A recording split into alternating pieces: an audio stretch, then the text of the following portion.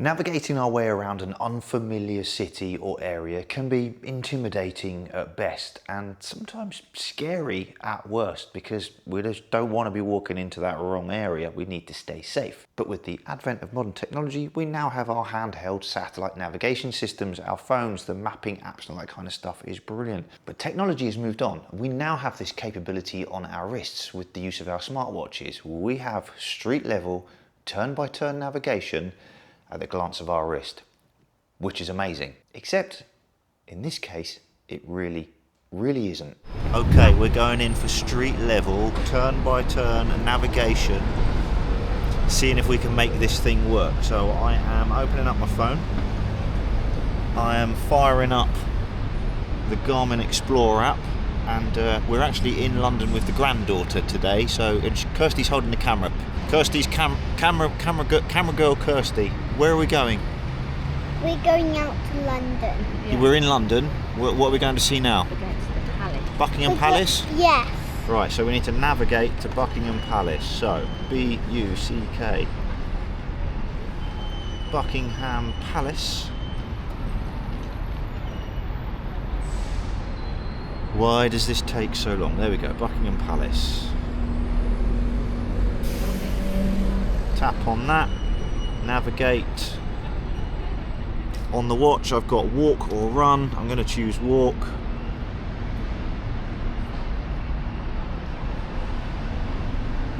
Go. It's thinking about it. Calculating the route. Here we go again with this route calculation problem. It says GPS is ready. GPS is ready. Why, Garmin, does this take so long to do?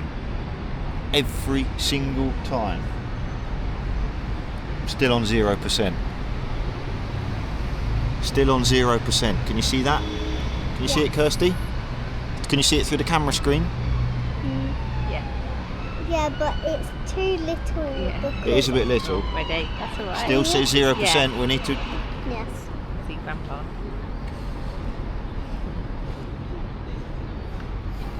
Still on 0%. Even the police have got bored.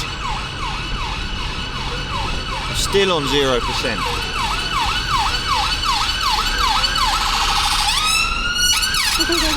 Oh.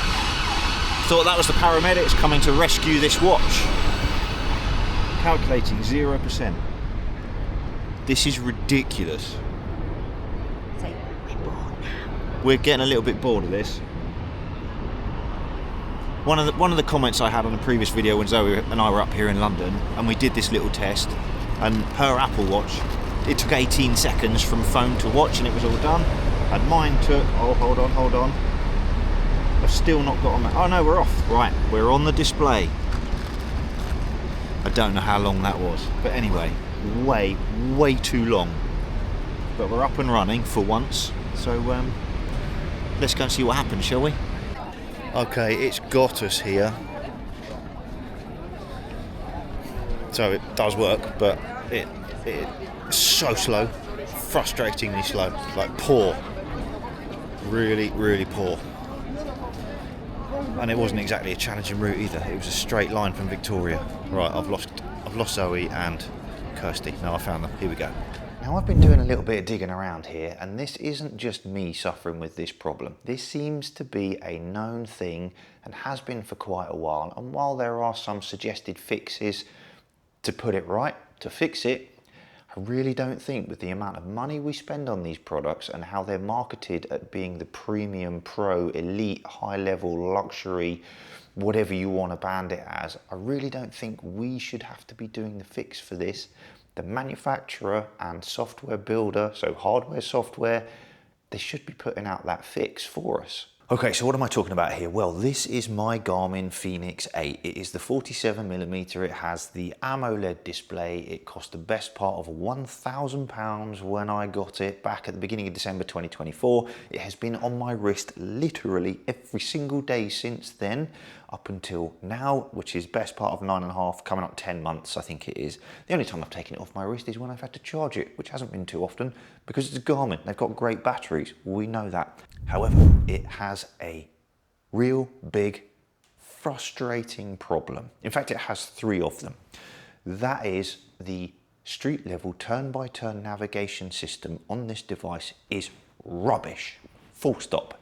It's just rubbish. 3 reasons why. The first one is the time it takes to put an address from your mapping app over to the watch for it to then work on the watch and navigate you is way too long. Zoe and I did a little experiment when we were up in London a few weeks back. You can watch that video if you click up here. It's quite an interesting one where we compare an Apple Watch to this. Ready? 3, 2, 1, go.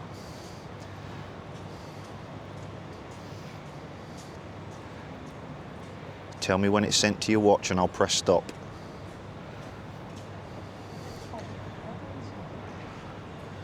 Where are we going? Go.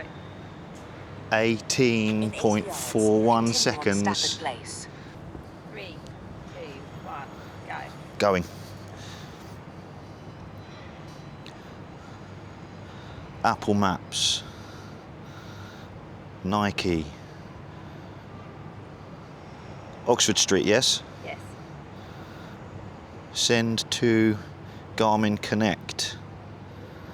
Location sent. Available on my watch. Click on navigate. Hold on. Still waiting. Still waiting. GPS is ready. Map is calculating. It's not. Watch isn't ready yet. We're still on 0% for route calculation. Still on 0% for route calculation. Are we still on Saturday? It's still Saturday. We're going to have to speed this up in the edit. And we're over a minute. Are we over a minute? And you did this in 18 seconds? It's still thinking about it. I can't even make some excuse about the buildings and the GPS because it told me the GPS was ready.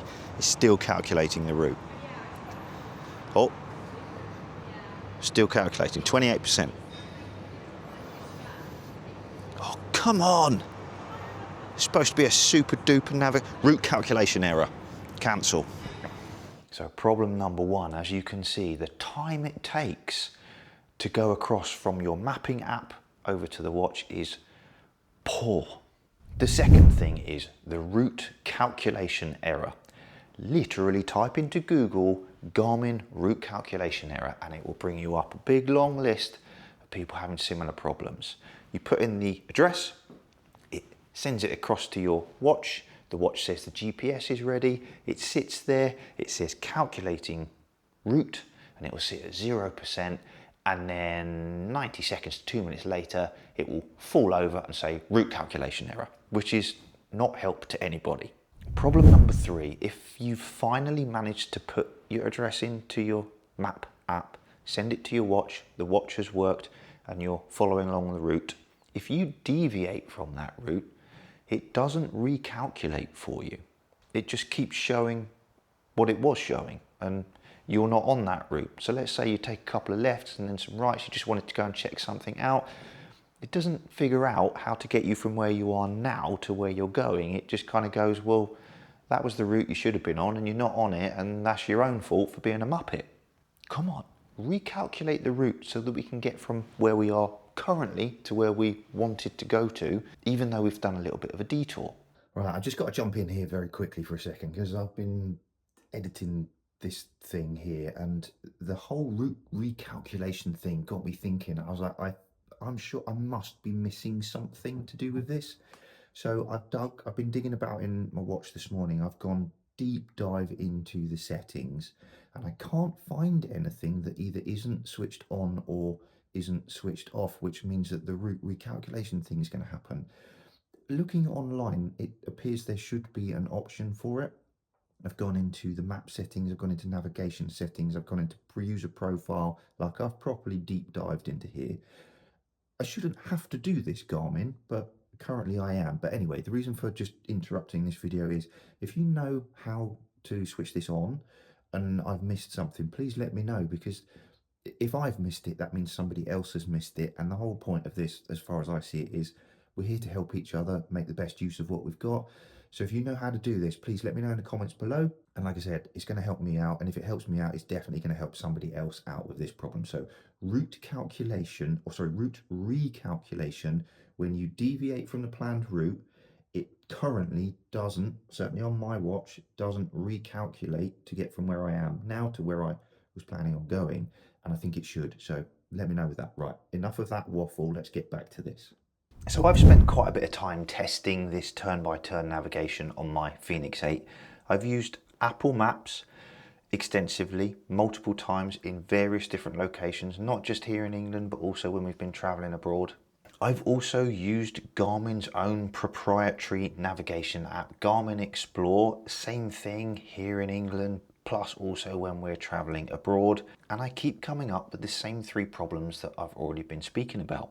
So while it's clear to me that while the hardware is powerful and the mapping features within it are extensive, the street level navigation just isn't where it needs to be at the moment, especially when compared to dedicated mapping apps and Garmin's competition. And in mine and Zoe's case, that's Apple. Whether it's delayed prompts, the lack of recalculation, or the lack of clear street level context, I just don't feel this is reliable enough yet to be able to confidently use it in the real world, or in my real world use case, especially in busy urban environments that I don't know.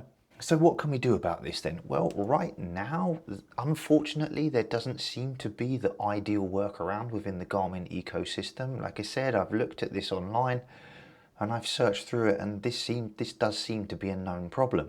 But there are a few things we can keep in mind that if we are tied to Garmin for this type of navigation, there's some things that we can do to help mitigate these potential issues. We do have the ability to plan routes in advance. So if we know where we're going to be starting and we know where we want to get to before the moment happens, plan that route using the Garmin apps and hardware available, get it all set up, ready to go, so that when you get there, you don't have that big delay. Being able to use both your smartwatch and also your phone, that gives you a backup. And to be fair, the phone option for me at the moment is definitely the one I use, but there is a reason why that isn't the most safest method. And that is with the increase in mobile phone theft and crime, whatever you want to call it, mobile phone theft when you're out and about. And Zoe and I witnessed this firsthand. Again, up in London, a tourist was walking down the road, loosely holding his phone. We were going over Westminster Bridge. The guy was there just taking some photos with his family. A cyclist comes along, snaps the phone, and he was long gone.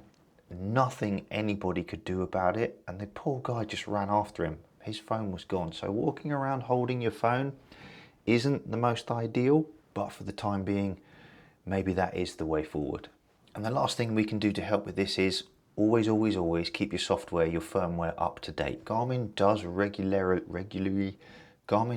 roll out updates for its hardware quite often, and there is a chance that maybe this little problem will get fixed in one of those updates. So every time you see an update, make sure you're running the latest firmware for your watch. So my final thoughts on this then are, if you're using your Fenix 8 primarily for fitness, trail running or adventure navigation, it still performs really well in those areas, but for reliable street level navigation, it's just not quite there yet. But let me know in the comments below if you've had a different experience with this, or if you've found any clever workarounds that actually help with this problem. I'd love to test those out, so let me know below. Alright, that's enough chat from me. If you're interested to know how my Fenix 8 compares against Zoe's Apple Watch Series 10, hers has got the cellular function on it as well, how they operate in our real world environment while we're up in London, you can watch that video here. Then when you've finished watching that, get outside, get some fitness in, and as ever, thanks for watching.